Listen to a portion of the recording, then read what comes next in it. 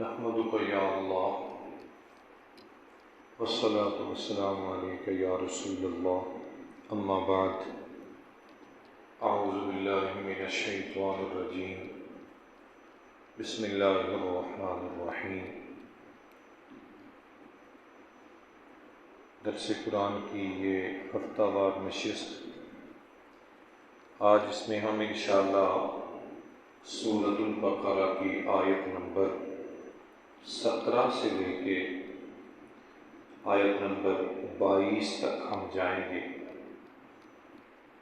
4 سے 5 آیات کا خلاصہ آپ کے گوش گزار کریں گے انشاءاللہ۔ پہلے ان آیات کا ترجمہ سماعت فرمائیں۔ بسم اللہ الرحمن الرحیم۔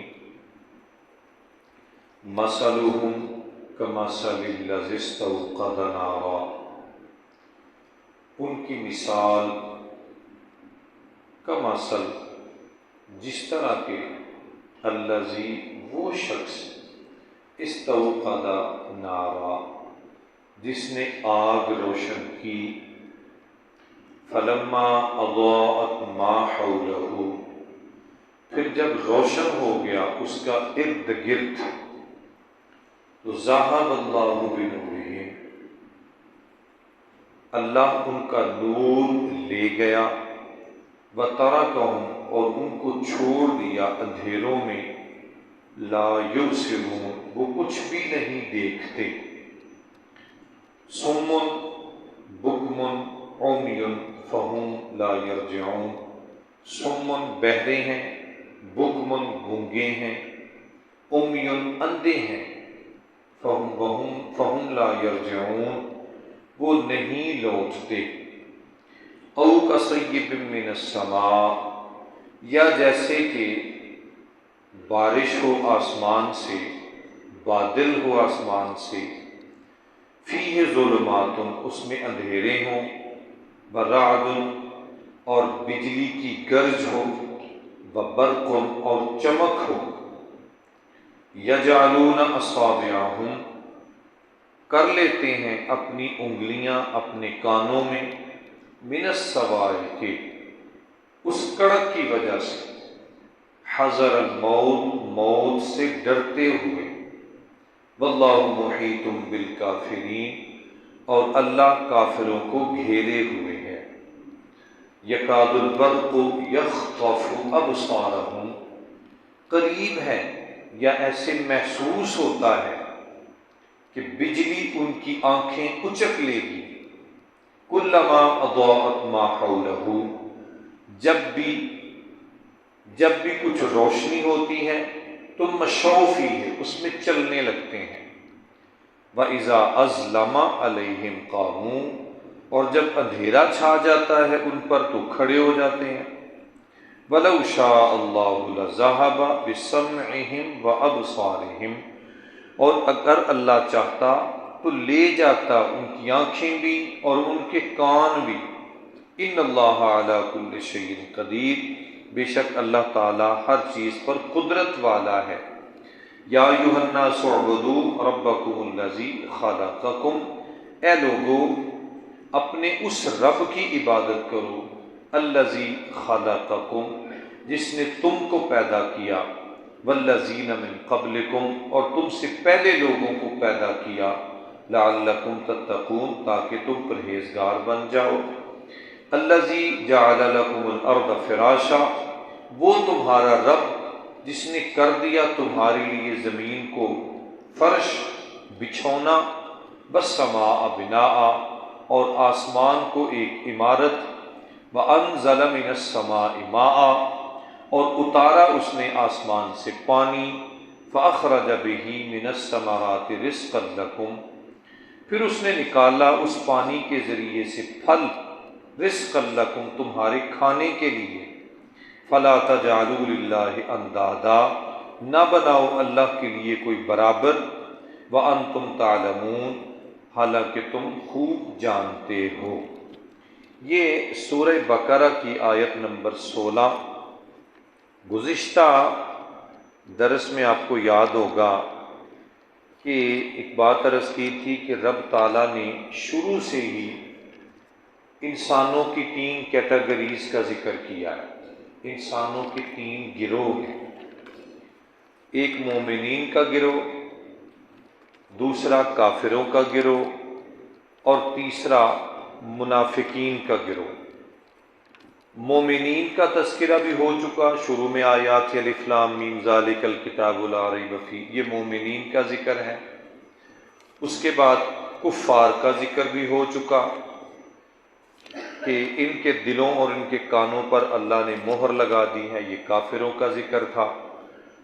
اور پھر آگے منافقین کا ذکر شروع ہوا کہ کچھ لوگ کہتے ہیں کہ ہم ایمان لائے، حالانکہ وہ ایمان نہیں لائے۔ منافقین کا ذکر چل رہا تھا۔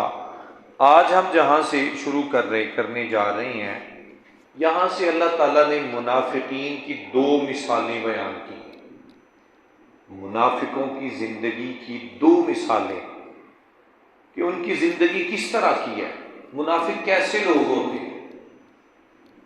بظاہر جتنے بھی منافق ہیں، ادھر کی بات ادھر، ادھر کی بات ادھر سنانے والے، یا جن کے دل میں کچھ اور زبان پہ کچھ اور ہے، قول و فعل میں تضاد ہے، یہ سب منافقین ہیں۔ ان کی مثال کیسے ہے؟ بظاہر یہ بڑی امید لگا کے بیٹھے ہوتے ہیں کہ بھائی لو جی میں نے اس کو سنا لی، اس کو راضی کر لیا، اس کو سنا لی، اس کو راضی کر لیا، اس کو سنا لی، اس کو راضی کر لیا۔ بظاہر وہ یہ کر رہے ہوتے ہیں اور دل سے مطمئن ہوتے ہیں کہ میں نے اس کو بھی مطمئن کر لیا، اسے بھی مطمئن کر لیا، اسے بھی مطمئن کر لیا۔ حالانکہ وہ ایک چھوٹی سی امید ہوتی ہے جس امید کو باندھے ہوتے ہیں، اور وہ امید کوئی قوی نہیں ہوتی، جب کسی وقت بھی وہ ٹوٹ سکتی ہے۔ اس کی مثال اللہ تعالیٰ نے کیا، پہلی مثال کیا دی؟ اللہ فرماتے ہیں مثلہم کمثل الذی استوقد نارا۔ رب اس کی مثال دیتے ہیں کہ جیسے کوئی آدمی ہو، کوئی بندہ ہو اور اندھیرے میں کھڑا ہو، اندھیرے میں وہ آگ روشن کرے اپنے اس اندھیرے کو دور کرنے کے لیے۔ اب کیا ہوگا جب آگ جلے گی، روشن ہوگی، تو اس روشنی کی وجہ سے جتنا جتنا اس آگ کا دائرہ ہوگا اتنی اتنی تو روشنی ہوگی، لیکن اس دائرے سے باہر پھر اندھیرا ہے۔ اب اس مثال کو ذرا سمجھنا ہے کیسی منافق کی زندگی پہ فٹ آتی ہے۔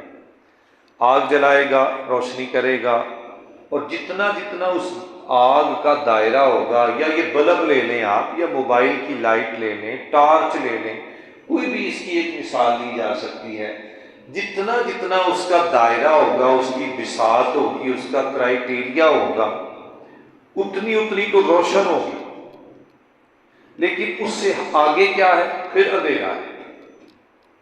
اب وہ جو روشنی کی امید ہے یا روشنی کی کرن منافق لوگ بنا کے بیٹھے ہیں، یا وہ جو بندہ آگ روشن کر رہا ہے، کہا منافقوں کی زندگی بھی ایسے ہی ہے کہ اس آگ میں ہوگا، اس کی کرائیٹیریے میں ہوگا تو روشنی، اور جو ہی اس کرائیٹیریے سے باہر جائے گا تو اندھیرا ہی اندھیرا۔ یہی حال منافقوں کا ہوتا ہے، اس کو بھی منا لیا، اس کو راضی کر لیا، اس کو خوش کر لیا، اس کو خوش کر لیا، ادھر کی ادھر سنا لی، ادھر کی ادھر سنا لی، میں یہ بھی راضی ہو گیا جی، یہ بھی راضی ہو گیا جی، یہ بھی راضی ہو گیا۔ اب جس وقت اس بندے پر حقیقت کھلے گی، وہ چاہے پل بھر میں کھل جائے، وہ 1 دن میں کھل جائے، وہ 10 دن میں کھل جائے، تو یہ ایک کرائیٹیریا ہے، جیسے وہ آگ کا تھا۔ کرائیٹیریے کے اندر ہے تو بڑا خوش ہے جی، میں روشنی میں کھڑا ہوں۔ اسی طرح منافق ہے، بندے کو راضی کر لیا، اس کو بھی، اس کو بھی، اس کو بھی، اس کو بھی، جو ہی بات کی حقیقت اور سچائی اس پر کھلے گی، اب اندھیرا ہوگا۔ اب وہ پہلے کا جو اعتبار تھا وہ بھی جاتا رہے گا۔ اللہ کہتے ہیں ان کی مثال ایسے ہے، ایک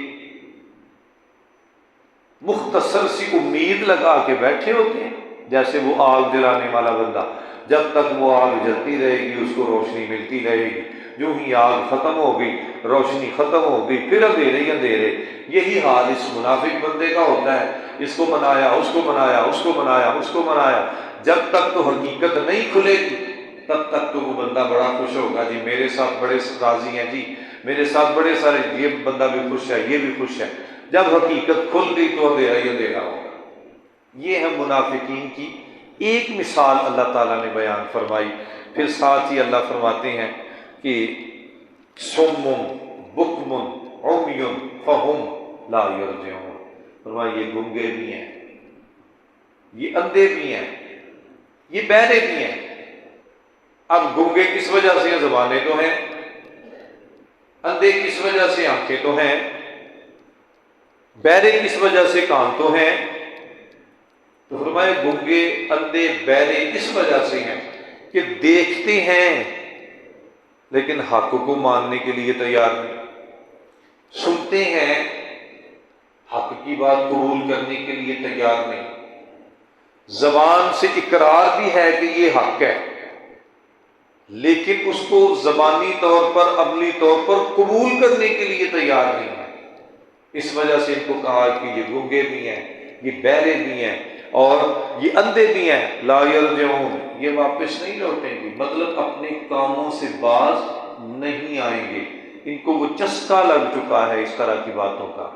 پھر آگے اللہ نے دوسری مثال بیان کی، فرمایا او کصیب من السماء فیہ ظلمات ورعد وبرق۔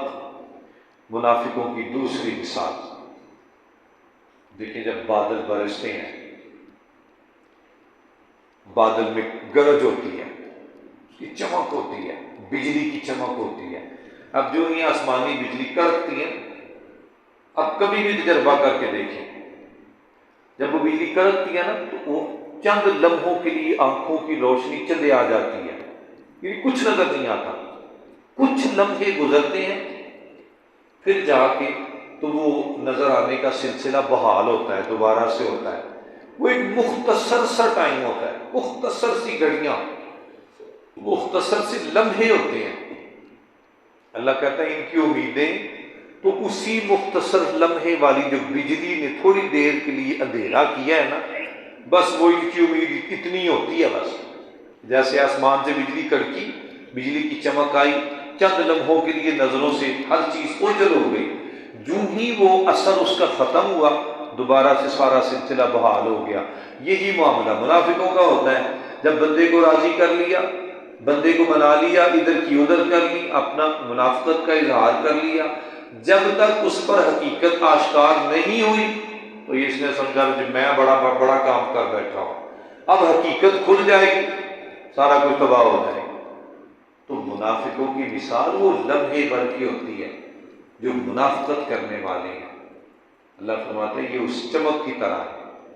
پھر وہ کڑک اتنی سخت ہوتی ہے جو بارش کے وقت کہ جب وہ بادل گرجتے ہیں تو اپنے کانوں میں انگلیاں دباتے ہیں لوگ کہ یا اللہ کہیں اس کڑک سے ہم مر نہ جائیں۔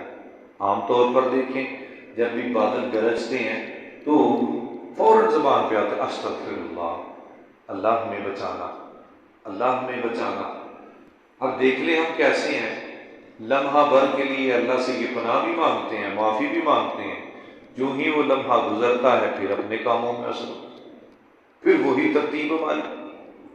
پھر آگے اللہ فرماتے ہیں ان کی سزا کیا ہے، منافقین کی سزا کیا ہے۔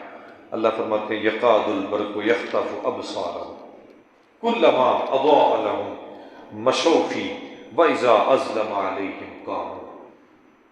قریب ہے کہ اللہ ان کی آنکھیں لے جائے، آنکھوں کی بینائی ختم کر دے، آنکھوں کی روشنی ختم کر دے، اور وہ کرنے پہ قادر ہے۔ پھر اس بجلی جو بارش کی بجلی چمکتی ہے بادل میں، اب کیا ہوتا ہے کہ جو ہی بجلی چمکتی ہے آنکھوں سے ہر چیز کا سین غائب ہوتا ہے، بندہ جہاں ہوتا ہے وہیں کے وہیں رک جاتا ہے، آگے نظر کچھ نہیں آتا۔ لیکن جو ہی وہ بجلی کا وہ اثر ختم ہوتا ہے پھر روشنی ہوتی ہے، پھر چلنا شروع کرتا ہے۔ اللہ کہتا ہے اگر میں چند لمحے کے لیے تمہاری آنکھوں سے وہ سینے ختم کر سکتا ہوں تو میں قادر ہوں، میں ہمیشہ کے لیے بھی ختم کر سکتا ہوں، یہ میری قدرت ہے، میں جو چاہوں کر دوں۔ اور پھر ساتھ ہی کہا ان اللہ علی کل شیء قدیر، یاد رکھنا میں کر سکتا ہوں، یہ میری قدرت میں ہے، یہ میرے اختیار میں ہے۔ کہ میں جو چاہوں کر لوں. پھر اگلی آیت میں کیا فرمایا؟ یا ایھا الناس اعبدوا ربکم الذی خلقکم. بڑے خوبصورت جملے ہیں یہ.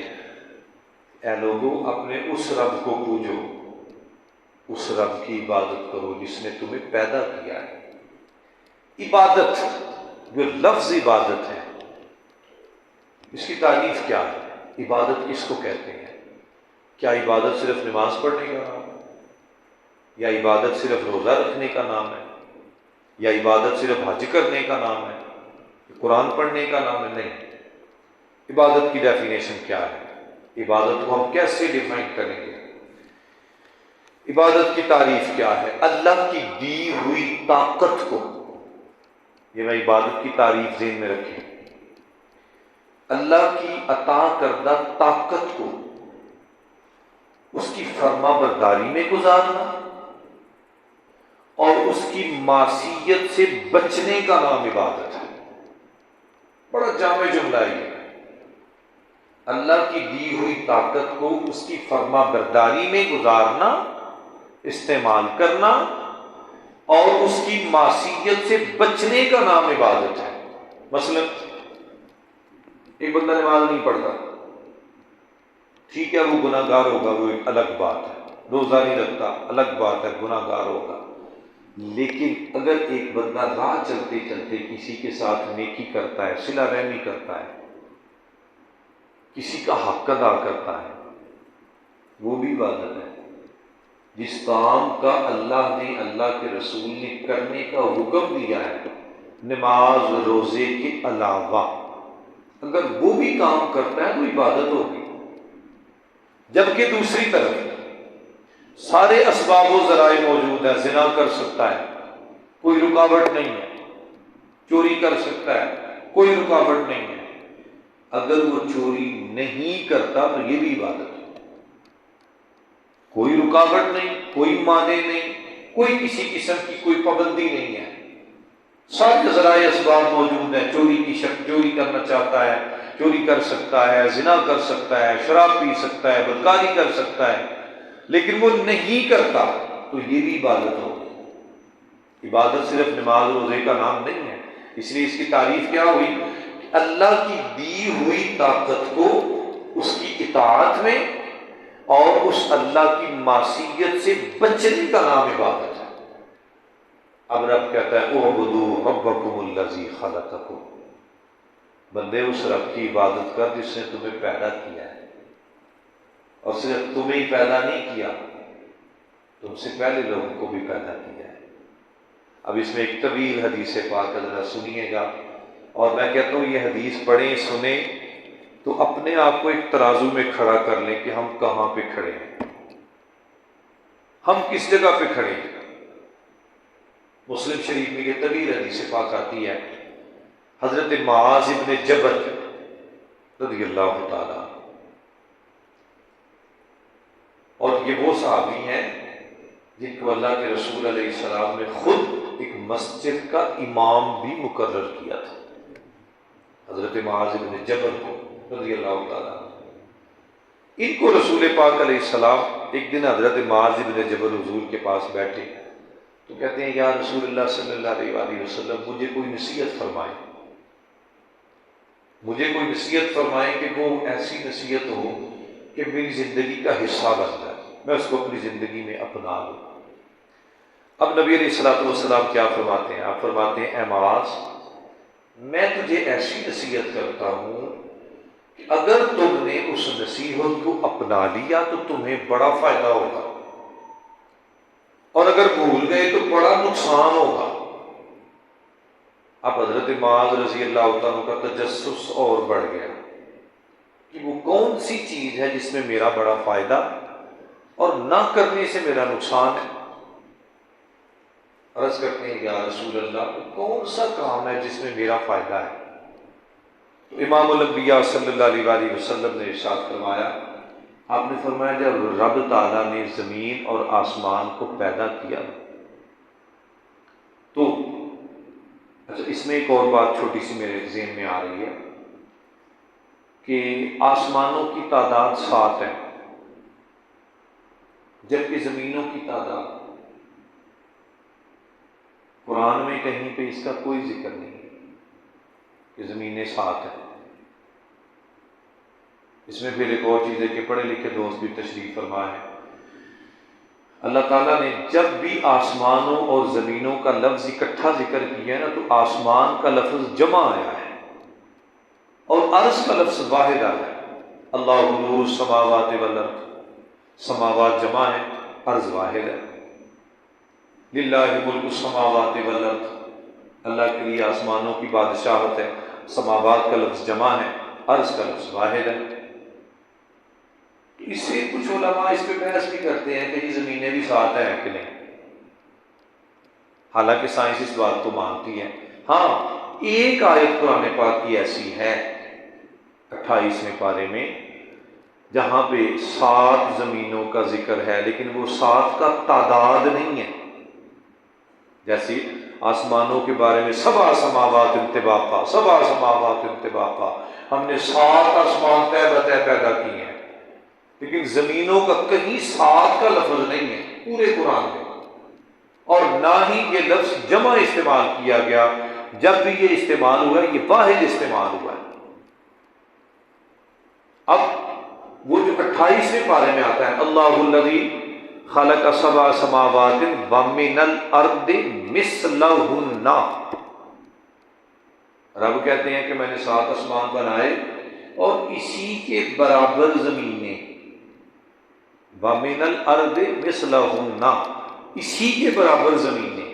اس سے علماء یہ مسئلہ نکالتے ہیں کہ زمینیں بھی 7 ہیں۔ اب جو واحد کا لفظ استعمال کیا گیا ہے نا بار بار، سماوات جمع ہے اور عرض واحد ہے، اس کی وجہ یہ ہے کہ لفظ عرض جو ہے یہ اس میں جنس ہے، اور اس میں جنس ایسے لفظ کو کہتے ہیں کہ ایسا لفظ بولا جائے کہ جس میں تعداد تھوڑی یا زیادہ برابر ہو۔ مثال کے طور پر انسان، ایک ہوگا تب بھی انسان، 1,00,000 کا مجمع ہوگا تو تب بھی انسان۔ مٹی، ایک چٹکی ہوگی تب بھی مٹی، پہاڑ ہوگا تب بھی مٹی، پانی ایک قطرہ ہوگا تب بھی پانی، سمندر ہوگا تب بھی پانی، ہوا ایک جھونکا ہوگا تب بھی ہوا، اور اندھیری چلے گی تب بھی ہوا۔ تو یہ اس میں جنس، اللہ نے اس میں جنس استعمال کیا ہے۔ تو نبی علیہ السلام نے فرمایا، اے معاذ، اللہ نے جب 7 آسمانوں اور زمینوں کو پیدا کیا تو رب تعالیٰ نے ہر آسمان کے اوپر ایک فرشتہ پیدا کیا جو ہر آسمان پر نگران ہے، اور وہ روز ازل سے لے کے آج تک اور آج سے لے کے قیامت تک وہ فرشتے ان آسمانوں کی نگرانی کرتے رہے۔ اب حضرت معاذ کہتے ہیں، یا رسول اللہ، اس میں میرے لیے نصیحت کیا ہے؟ یہ تخلیق ہو گئی نا 7 آسمانوں کی، اور اس کے ساتھ 7 فرشتے پیدا ہو، آقا اس میں میرے لیے نصیحت کیا ہے؟ تو امام الانبیاء صلی اللہ علیہ وآلہ وسلم نے فرمایا، اے معاذ، جب دنیا میں کوئی بھی عمل کرنے والا کسی طرح کی بھی عبادت کرتا ہے، اب اس میں نماز روزے کا ذکر نہیں، مطلق عبادت، جو پہلے میں نے ڈیفینیشن بتا دی کہ ہر وہ عبادت اس طاقت کا نام جو اللہ کی اطاعت میں خرچ ہو اور اللہ کی معصیت سے بچے، وہ عبادت ہے۔ تو نبی علیہ السلام فرماتے ہیں کہ جب بھی کوئی بندہ دنیا میں کام کرے گا نا، اب ذرا سوچئے گا اور ہم کس مقام پہ کھڑے ہیں، تو حضور فرماتے ہیں کہ بندے کے اعمال آسمان کی طرف چڑھتے ہیں، کیونکہ یہ 22ویں پارے میں آتا ہے، الیہ یصعد الکلم الطیب والعمل الصالح یرفعہ، انسان جو بولتا ہے وہ بھی آسمان کی طرف چڑھتا ہے، جو کرتا ہے وہ بھی آسمان کی طرف چلتا ہے، یعنی انسان کا قول بھی اور فعل بھی دونوں آسمان کی طرف چڑھتے ہیں۔ تو حضور نے فرمایا جب بندہ کوئی کام کرتا ہے اس کے اعمال آسمان پہ چڑھتے ہیں، تو پہلے آسمان پہ جب پہنچتے ہیں تو پہلے آسمان کا فرشتہ روک لیتا ہے، تو رہنے دو، اس کے اعمال کو واپس بھیج دو، اس کے منہ پہ مار دو۔ اب نبی علیہ السلام فرماتے ہیں، معاذ، فرشتہ اتنا سخت جملے کیوں بولتا ہے کہ اس کے منہ پہ مار دو؟ حضرت معاذ کہتے ہیں، یا رسول اللہ، مجھے کیا پتا، اللہ اور اس کا رسول بہتر جانتا ہے۔ کہ وہ فرشتہ اس کے پہلے آسمان سے ہی اعمال کو واپس کیوں بھیج دیتا ہے؟ تو نبی علیہ السلام نے فرمایا اس کی وجہ یہ ہے کہ جب بندہ کوئی کام کرتا ہے تو ساتھ میں گلہ کرتا ہے، شکوہ کرتا ہے، اے ویکھ لے میں تینوں 10 روپئے دیتے نہیں، اگوں نہ منگی، یہ ہے شکوہ۔ تو منگے نہیں نا، میں تینوں دے دیتے ہیں، اگوں نہیں ہونا میرے کو۔ اب نیکی کر بھی رہا ہے، ساتھ میں شکوہ بھی کر رہا ہے۔ روزہ رکھنے کی باری آ گئی، روزہ رکھا، یار کتنی مشکل ہے، سارا دن بھوکے پیاسے رہ گئے ہیں، اتنا لمبا روزہ، اتنی گرمی، اب کر بھی رہے ہیں، شکوہ بھی کر رہے ہیں۔ تو نبی علیہ السلام نے فرمایا پہلے آسمان سے ہی اس کے اعمال واپس بھیج دیے جاتے ہیں، ہمیں تمہارے اعمال کی ضرورت نہیں ہے، لے جاؤ واپس۔ حضرت معاذ بن جبل کہتے ہیں یا رسول اللہ پھر کیا ہو گیا؟ اللہ کے رسول نے فرمایا کہ جب پہلے آسمان پہ پہنچتے ہیں نا تو دوسرے فرشتے سفارش کرتے ہیں، چلو جانے دو کوئی بات نہیں۔ اب دوسرے فرشتوں کی سفارش سے اس کے اعمال پھر دوسرے آسمان پہ جاتے ہیں۔ اب دوسرے آسمان کا فرشتہ روک لیتا ہے، لے جاؤ واپس، اس کے منہ پہ مارو، ہمیں نہیں چاہیے۔ نبی علیہ السلام نے فرمایا معاذ تمہیں پتہ ہے کہ وہ دوسرے آسمان کا فرشتہ کیوں واپس بھیجتا ہے؟ یا رسول اللہ ہمیں کیا پتہ، اللہ اور اس کا رسول جانے۔ نبی علیہ السلام نے فرمایا اس کی وجہ یہ ہے کہ بندہ عمل کر کے فخر کرتا ہے، میں نے یہ کر دیا، میں نے یہ کر دیا، میں نے یہ کر دیا۔ ابھی یہ قربانی کا سیزن چل رہا ہے، اسی ایک دوسرے کو سنا رہے ہو میں 2 لاکھ کا ڈنگر لے آتا، اور میں 4 لاکھ کا لے آتا، اور میں یہ کر دیا، میں وہ کر، فخر کر رہے ہیں اس بات کو۔ امام الانبیاء نے فرمایا دوسرے آسمان سے واپس آ جاتا ہے، فرشتے کہتے ہیں یہ اعمال کر کے نیکی کر کے فخر کرتا ہے اس کے بعد۔ اور فخر جو ہوتی ہے یہ تکبر کی پہلی سیڑھی ہوتی ہے، فخر تکبر کی پہلی سیڑھی، اس کے اعمال واپس آ جاتا ہے۔ نبی علیہ السلام نے حضرت معاذ پوچھتے ہیں یا رسول اللہ پھر کیا ہوتا ہے؟ اللہ کے رسول نے فرمایا پھر دوسرے فرشتے سفارش کرتے ہیں جانے دو، چلیں معافی، چھٹی دے دو، معاف کر دو۔ پھر حضور فرماتے ہیں اس سے آگے جب تیسرے آسمان پہ جاتا ہے، تیسرے آسمان پہ جاتا ہے تو نبی علیہ السلام فرماتے ہیں تیسرے آسمان کے فرشتے روک لیتے ہیں، لے جاؤ نہیں چاہیے۔ حضور نے فرمایا اب پتہ کیا ہوگا، کیا ہوگا، کیوں منع کرے گا؟ یا رسول اللہ کیوں؟ اللہ کے رسول نے فرمایا کہ بندہ پھر خود بینی میں مبتلا ہو جائے گا، یعنی اپنے دل میں کہے گا میں نے ایسے کر لیا، میں نے ایسے کر لیا، اپنے اندر فخر محسوس کر رہا ہوگا جو اس کو آہستہ آہستہ تکبر کی طرف لے جا رہا ہوگا۔ اللہ کے رسول نے فرمایا پھر، حضور فرماتے ہیں پھر کیا ہوگا؟ اللہ کے نبی نے فرمایا پھر وہاں سے نکلے گا، تیسرے آسمان سے اس کے اعمال نکلیں گے، پھر فرمایا چوتھے آسمان پہ پہنچے، چوتھے آسمان کا فرشتہ روک دے گا، لے جاؤ بھائی ہمیں نہیں چاہیے، اس کے منہ پہ مار دو۔ یا رسول اللہ اب کیا ہوگا؟ اللہ کے رسول نے فرمایا چوتھے آسمان کا فرشتہ کہے گا یہ حسد کرتا ہے، یہ حسد کرتا ہے، اس کی حسد کی وجہ سے ہمیں نہیں چاہیے، لے جاؤ واپس۔ حضور فرمایا پھر فرشتے سفارش کریں گے، پھر آگے 5ویں آسمان پہ جائے گا، 5ویں آسمان کا فرشتہ پھر روک لے گا، یہ ہمیں نہیں چاہیے، لے جاؤ اس کے منہ پہ مارو۔ یا رسول اللہ اب کیا ہوگا؟ اللہ کے رسول نے فرمایا وہ کہیں گے کہ یہ کسی پہ رحم نہیں کرتا تھا، دوسروں کا تماشا دیکھتا تھا،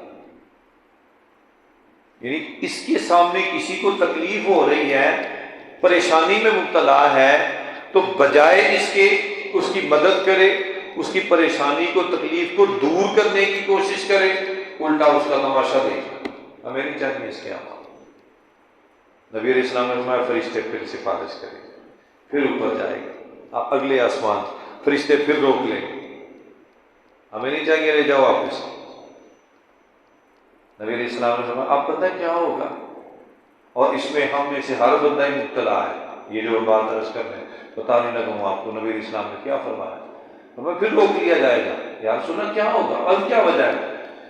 اللہ کے رسول نے فرمایا اب وجہ یہ ہوگی کہ بندہ اپنے آپ کو بڑا عالم سمجھے گا کہ میرے پاس علم ہے، میرے سے زیادہ کون پڑھا لکھا ہو سکتا ہے، میرے سے زیادہ اس کے پاس علم ہے۔ آج دیکھ لیں ہر بندہ ایسے ہی، آج ہر بندہ ایسے ہی، اور جو جتنا بڑا جاہل ہوتا ہے وہ اتنا بڑا اپنے آپ کو عالم سمجھتا ہے۔ اللہ کے نبی نے فرمایا پھر اس کے اعمال واپس کر دیے جائیں۔ حضرت معاذ رضی اللہ تعالیٰ کی آنکھوں میں آنسو آ گئے، یا رسول اللہ کوئی صورت ہوگی چھٹکارے کی، کوئی ایسی چھٹکاری، اس طرح کوئی بندہ جو کام کرے گا۔ اب دیکھیے وہ چھاننی میں سے گزرنا کتنا مشکل ہو گیا، جانے تو اوپر ہی ہے تو کتنا مشکل مرحلہ ہو گیا۔ تو حضرت معاذ کہتے ہیں یا رسول اللہ بچنے کی کوئی صورت ہوگی کہ بندے کے اعمال اللہ کی بارگاہ میں قبول ہو جائیں؟ اللہ کے نبی علیہ السلام نے فرمایا ایک ہی طریقہ ہے اگر بچنا ہے۔ یا رسول اللہ وہ کیا طریقہ ہے؟ اللہ کے رسول نے فرمایا تم اور تمہارے ساتھ آنے والی امت کے لوگ قیامت تک اگر میں محمد صلی اللہ علیہ وسلم کی اقتدا کرتے رہیں گے تو ان کا ہر عمل اللہ کی بارگاہ میں قبول ہو جائے گا، اور اگر میری اقتدا چھوڑ دی تو کوئی عمل قبول نہیں ہوگا۔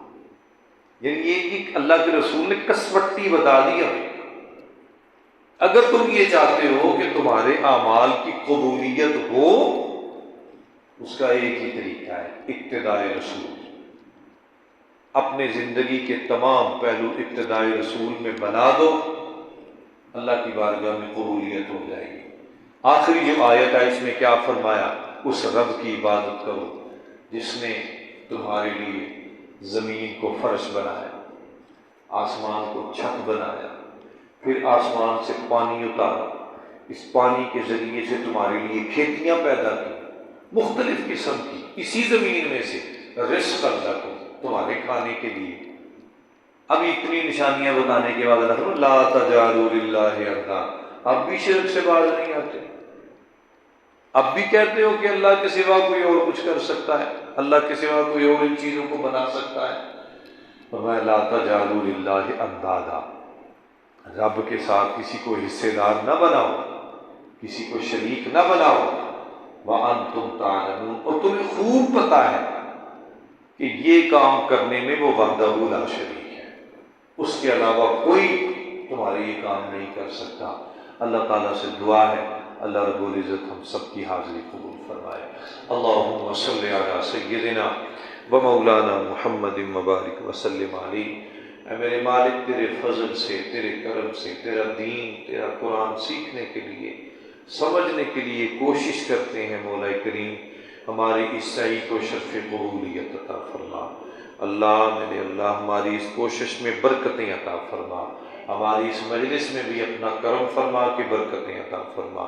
الہ العالمین ہمیں دین کی سمجھ اور فہم عطا فرما، پیارے آقا علیہ السلام کے پیارے سے دین کو سمجھ کر عمل کی توفیق عطا فرما، ہماری نیتوں میں اخلاص پیدا فرما، اللہ ہماری عبادتوں میں اخلاص پیدا فرما، ہمارے سجدوں میں خلوص پیدا فرما۔ ربنا تقبل منا انک انت السمیع العلیم وتب علینا یا مولانا انک انت التواب الرحیم۔ صلی اللہ علی حبیبہ سیدنا و مولانا محمد وعلی آلہ و اصحابہ اجمعین برحمتک یا ارحم الراحمین۔